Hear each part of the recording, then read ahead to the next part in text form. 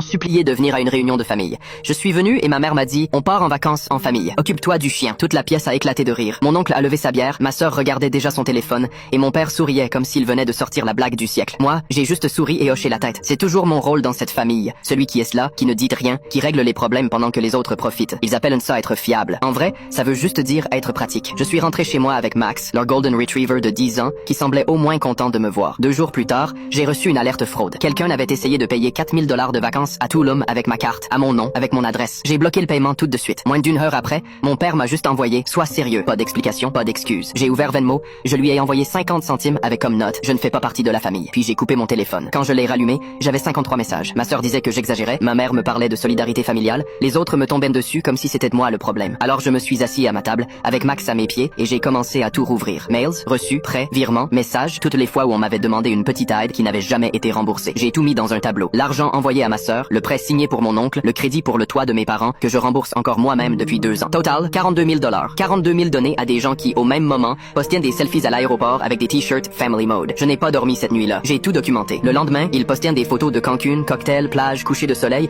et ma sœur avait même écrit « Enfin, un peu de calme ». Puis vendredi à 15h20, j'ai reçu un mail urgent d'une banque où je n'avais jamais mis les pieds. Quelqu'un avait pris un prêt personnel de 25 000 $ à mon nom, avec mon numéro de sécurité sociale et même mon mail pro. L'argent avait déjà été viré sur un compte ouvert 3 semaines plus tôt dans la même agence que celle de mon père. J'ai appelé le service fraude, tout fait bloqué, et j'ai tout compris pendant qu'on me parlait. Quelqu'un qui connaissait toutes mes infos, quelqu'un qui pensait que je ne verrais rien ou que je n'oserais jamais réagir. J'ai écrit à mon père, tu as pris un prêt à mon nom, aucune réponse. 6 heures de silence. Puis à 21h47, il a fini par envoyer, on en parlera à mon retour. N'en fais pas trop. N'en fais pas trop, comme si j'abusais parce que j'avais remarqué qu'on m'avait volé mon identité. C'est là que tout a changé. Je n'étais plus triste, plus perdu. J'en avais fini. J'ai déposé un signalement officiel, puis j'ai pris un avocat spécialisé dans les fraudes familiales, recommandé par un collègue. Je n'ai prévenu personne. Je n'ai rien posté. J'ai juste continué à travailler, à nourrir Max, et à monter mon dossier pendant qu'eux continuaient à poster leurs photos de vacances. J'ai tout sauvegardé. Quand ils sont rentrés, la banque avait déjà gelé le compte frauduleux et signalé le nom de mon père. Mon avocat m'a dit une seule chose. Votre dossier est impossible à contester. C'est un vol d'identité pur et simple, et je ne les ai pas prévenus.